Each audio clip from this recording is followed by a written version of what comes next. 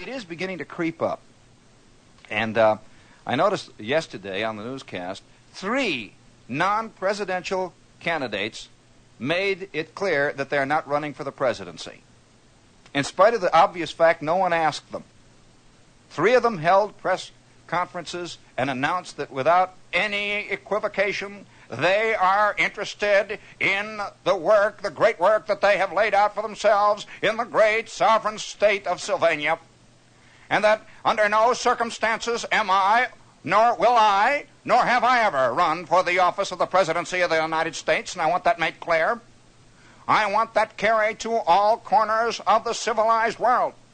I am interested only in the great work that lies ahead of me, the work that has been placed in my hands, the great trust of the peoples of the state, sovereign state of Sylvania. And for that reason, I am making it very clear now, in spite of the talk that there has been in certain circles that they are going to draft me at the 1964 presidential nominating convention of the great sovereign party of the Republicans, that I am not available. I am absolutely not running. Not running, you hear? Hey, you in the back there, get that notebook going. I, J. Wellington Witherspoon, am not running for the presidency. The name is J. Wellington Witherspoon. I want you to know that. Not running for the office of the presidency of the United States.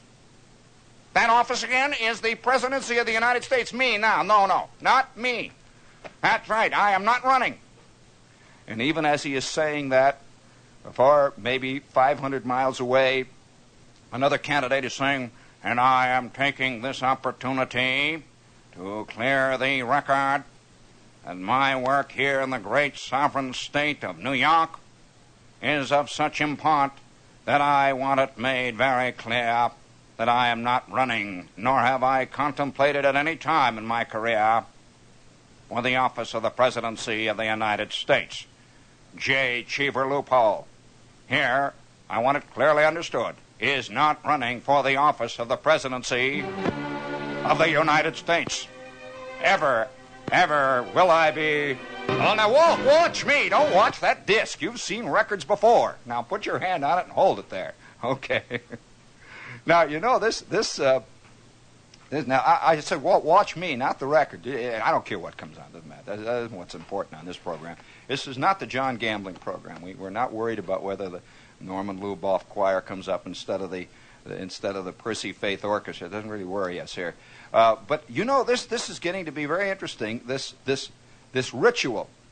I can think of 3 guys who have just announced that they're not running. Barry Goldwater has announced he's not running. This guy out in Michigan, what's his name, Romney? He's not running. Absolutely not running. I'm relieved at that one. And there have been even implications that Mr. Rockefeller is not running. Now, I feel very good about that. I'm curious, though, who is running now? I'm just curious. I'd like to go on record right now, in spite of the fact there's been some obvious talk down around Bleecker Street, that Shepard is also not running for the presidency of the United States. And I'm also going to take it on my back right now to say that Jules Pfeiffer is not running either. Now, I know that Pfeiffer hasn't said it yet, but he will come out, I'm sure. Neither one of us are in favor of running. And I feel that my great sovereign work here has entrusted to me by the great peoples of Staten Island and parts of Queens, and also certain communities in southern New Jersey. My work is such that I have no interest in anything else other than that. What do you got there? That thing is skipping. Well, then just set it in a little bit. Just you don't have to cue it up, Walt. Just set it in a little bit. That's all. It's very easy. Terrible. I used to be an engineer, you know. Well, anyway, the hogwash is getting higher and higher. It's getting deeper and deeper as we go further into our life. Now, for example, speaking of hogwash, since the newspaper strike, I'm sure that a lot of us have been compelled, since many of us are compulsive readers, I happen to be one, we have been compelled to read all kinds of stuff that we wouldn't ordinarily be reading. I have read the backs of Castoria bottles. I have read labels on the bottoms of Prestone cans, Walt, just sitting there quietly reading them. I have read horse sheets, what's running at Hialeah. I have no interest at all in horses running at Hialeah, but I've sat there by the hour and gone down, just read all those names. And for that reason, I have read a lot of magazines which I ordinarily would not read. For example, there's one magazine which just came out, speaking of that stuff that's creeping in through the underneath the doors and that's coming in over the windows and all that stuff. Tell them you don't have time to argue with them. Write a letter, dear. We can't hold up the line for sore heads. If you're a sore head, write a letter. Don't call. We're not interested. All right. And I'm not being un-American. I'm sorry. It's interesting that it is becoming un-American to speak your mind. Have you noticed that? Very interesting. That's fascinating. Somebody pointed out in one of the recent magazines, I think it was a reporter. No, by George, it was not the reporter. What was it that I was reading? Oh, and Punch magazine. They're having that trouble over there too, you know. They say that there must be a compact little group of protesters who, the minute anything is said that has any substance at all on any public medium, radio or television, they immediately call and protest. Says this outfit is far more organized than any other organization that we happen to have in our midst today.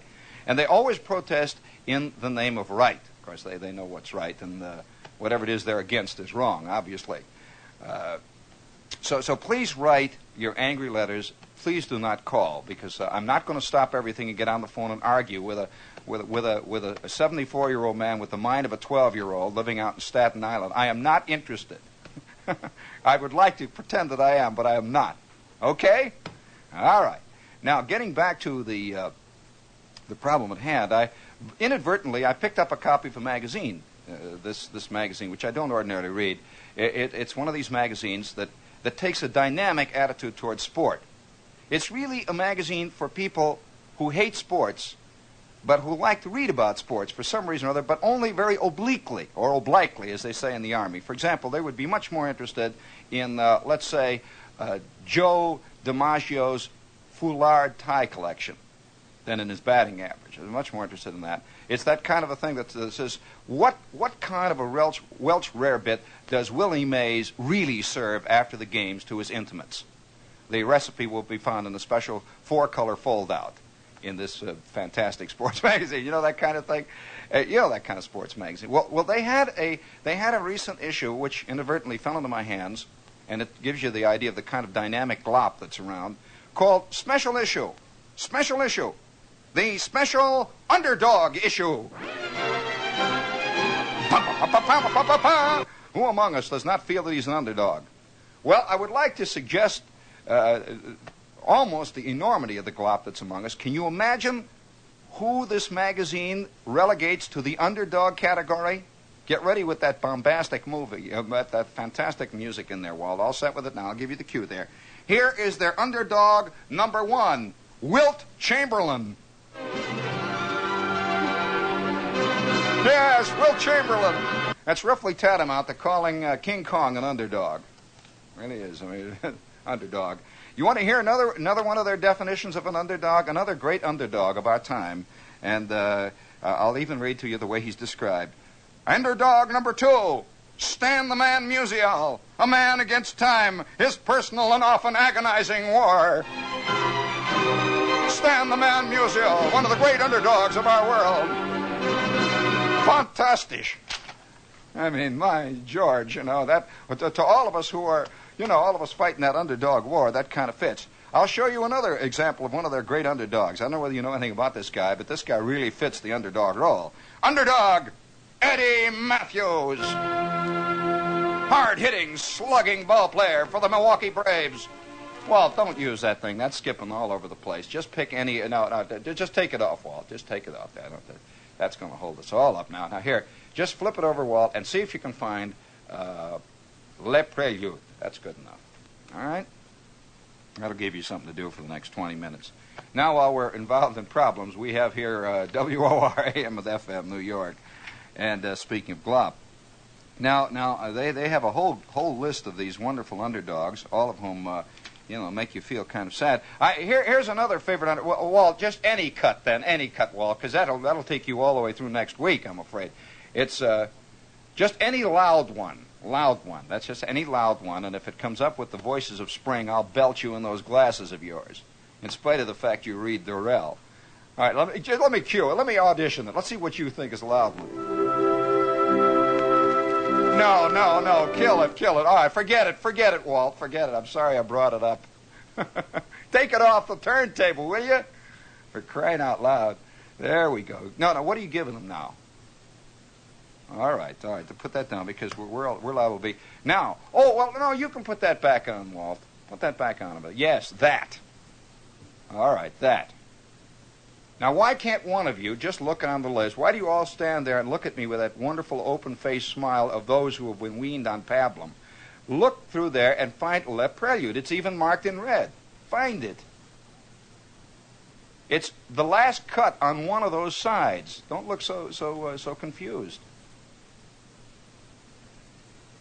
There, did you find it? Well, bring it in here, honey. I'll find it in 30 seconds. Come on, quick. Come on, get up and bring it in. Don't just sit there. Oh, boy. Come on. Move. If you're going to be on the stage, you got to learn how to walk fast, right across the stage. Why? Why is it the first one I find it? Right there. See? Spelled out there in clear English. Okay?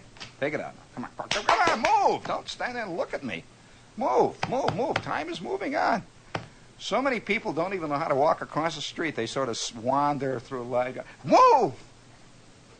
No, do it. When you're here, you do it, whether you like it or not. Okay, all set now. All right, now you just hold that in bearance there. Here is another one of the great underdogs of our time. Now, I want to go on a little further and say this, that there is a thing sweeping through, I notice it sweeping through our world, and it's a kind of,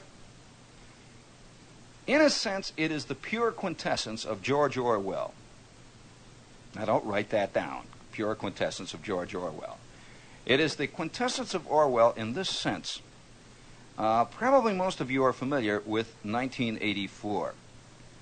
Well, one of the precepts in 1984 in the novel by Orwell, and it has many flaws, but it also has some wildly prophetic, interesting things that are coming about even in our time, is that in the brave new world, to use a Huxleyan term, of the 20th century, there will come about the total reversal of language and, in a sense, values.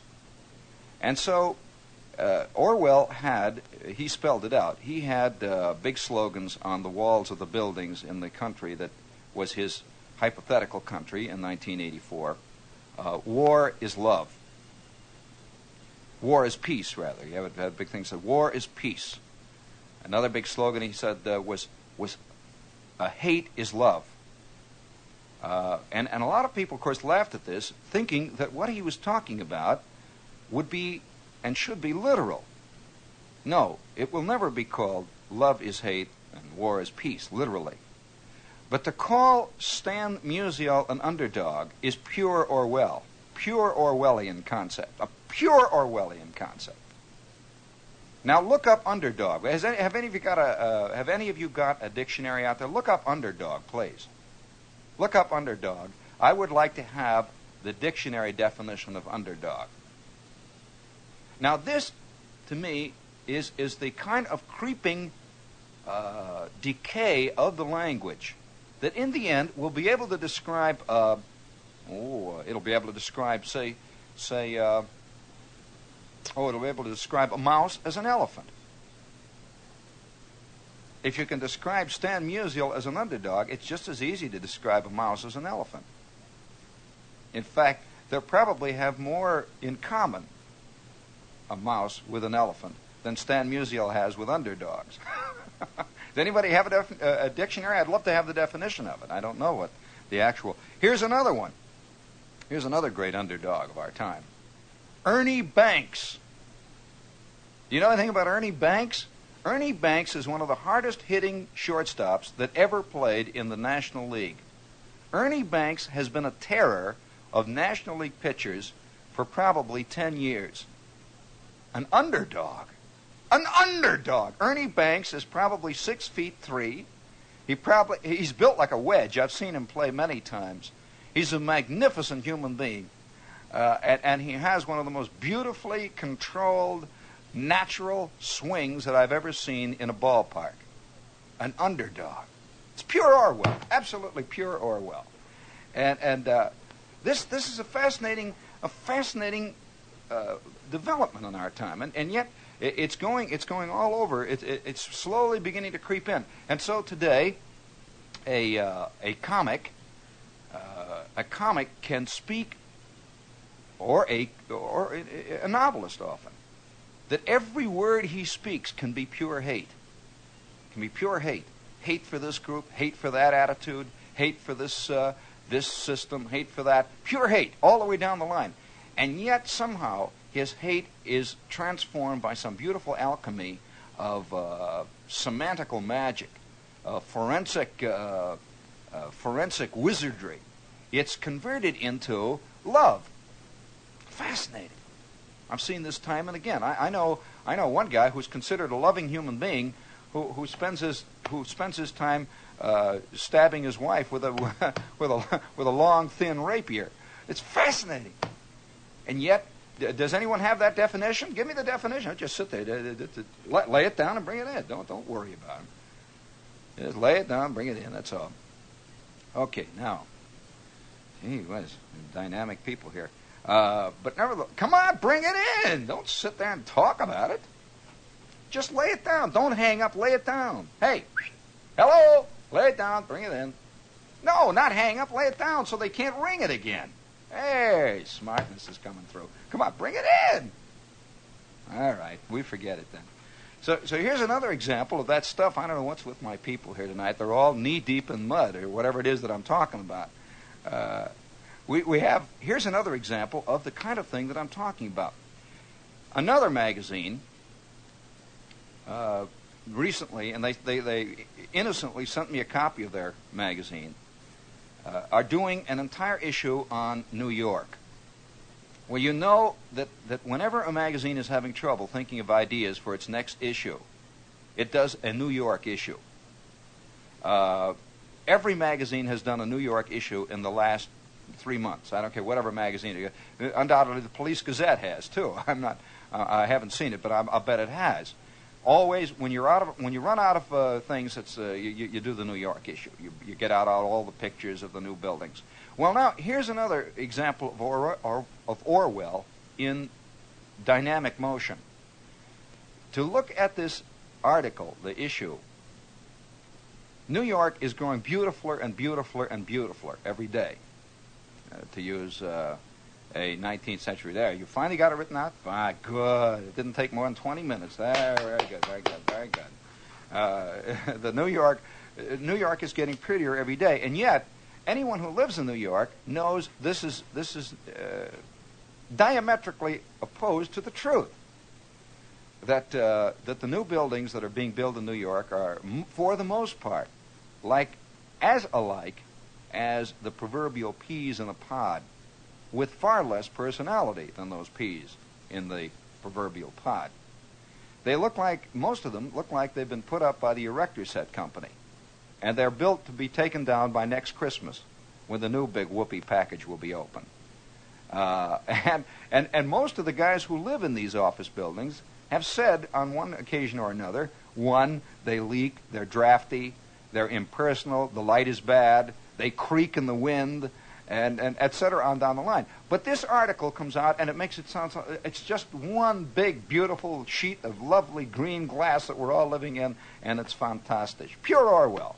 In spite of the fact that these guys know that's not true, because they're living in one of these buildings, you know. Fantastic. I can't understand it.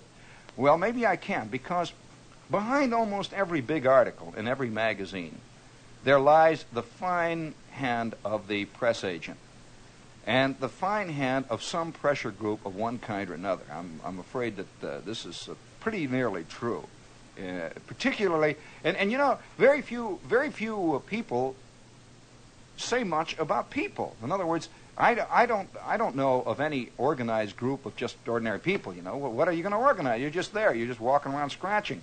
Well, let me tell you, the real estate organization has an organization, Daddy. I'll tell you that, and various other big organizations that have a vested interest in knocking down the city and putting up ridiculous office buildings, one thing and another. They have pressure, and they can wield it. So I'm curious about this kind of Orwellian thing. Here's another example of in a way, the Orwellian technique. in action.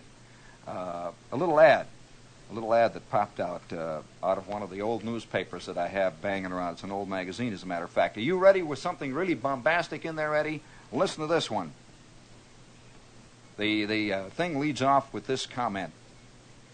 Parables in Bible show way to get rich. Oh, the voices of spring. What happened to La Prelude? What's the matter with you guys? Boy, oh boy, I'm going to wing this right down.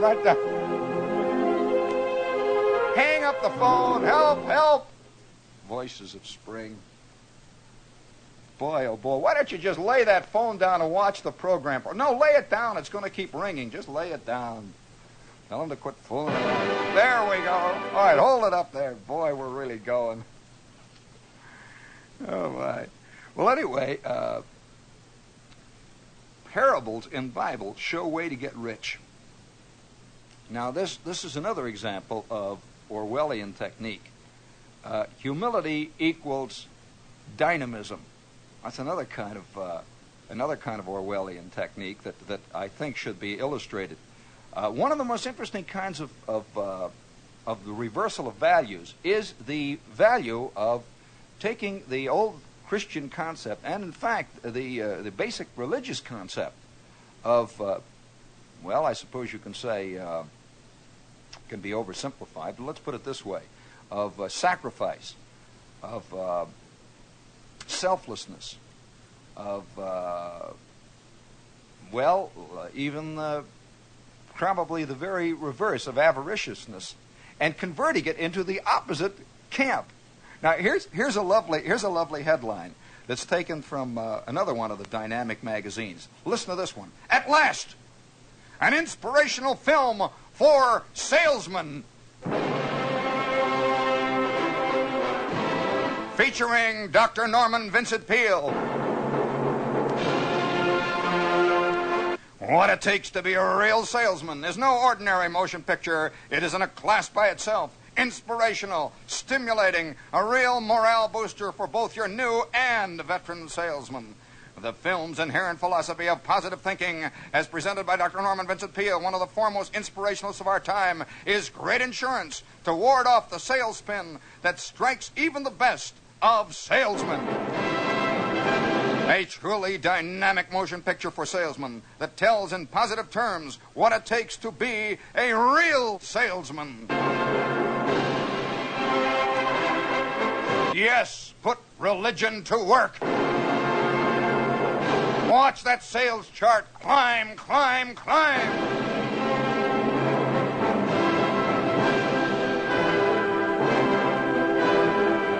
Wow. Wowee. And I'm just intrigued by that reversal of values. Values that, and that's all that Orwell was talking about. Orwell said that the day will come when the language and the attitudes will be so turned, will be so converted, that when one says democracy, what he really means is totalitarianism. When one says love, what he really means is kill everybody. And it is rapidly coming about. It literally is. If Stan Musial is an underdog, Dad, I would like to give you the definition of the underdog, which was taken from one of the unabridged dictionary.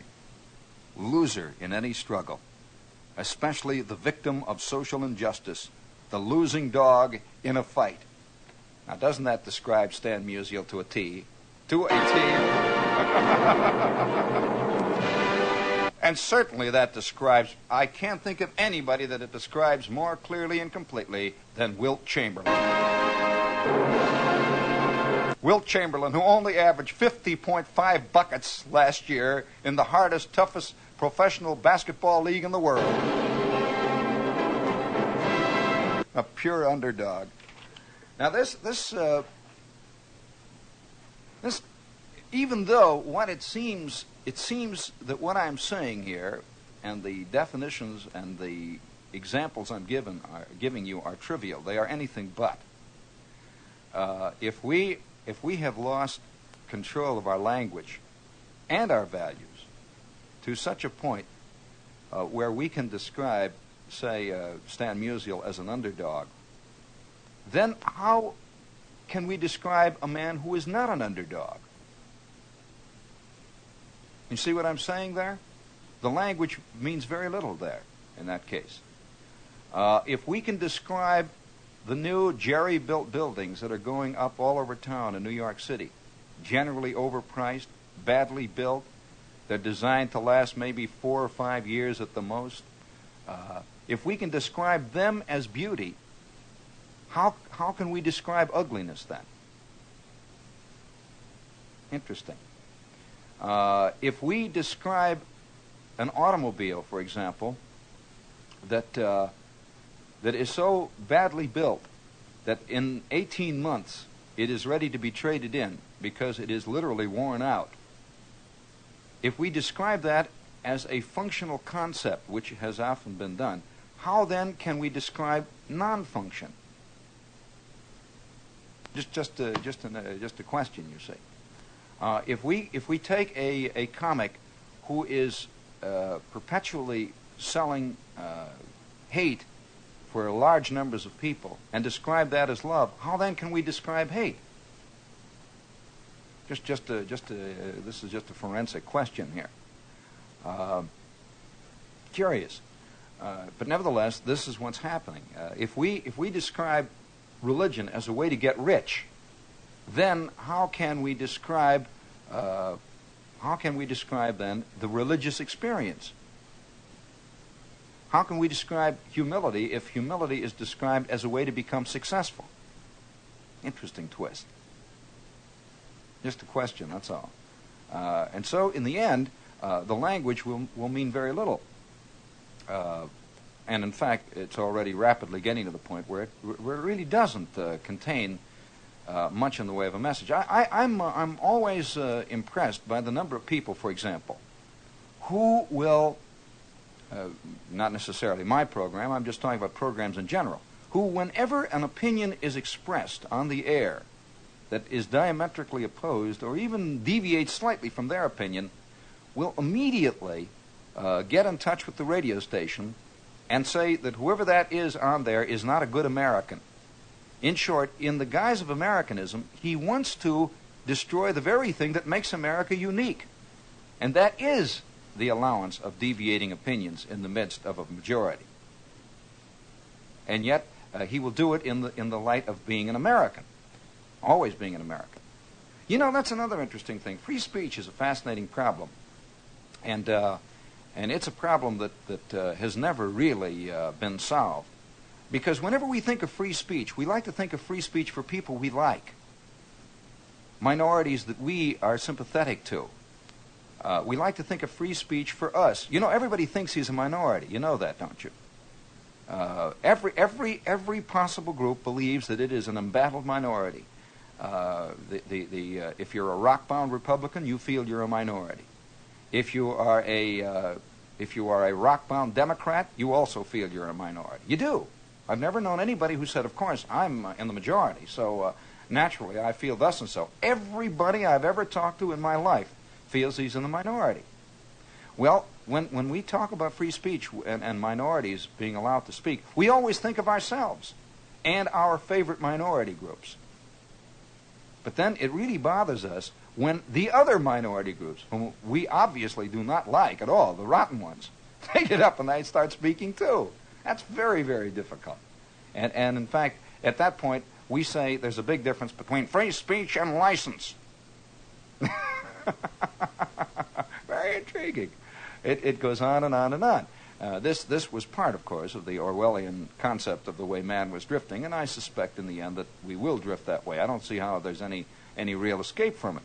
As the population gets larger and larger and gets far more complex and more homogeneous, really, in a sense. But one of the intriguing things that I noticed the other day was an ad that I ran across in the magazine.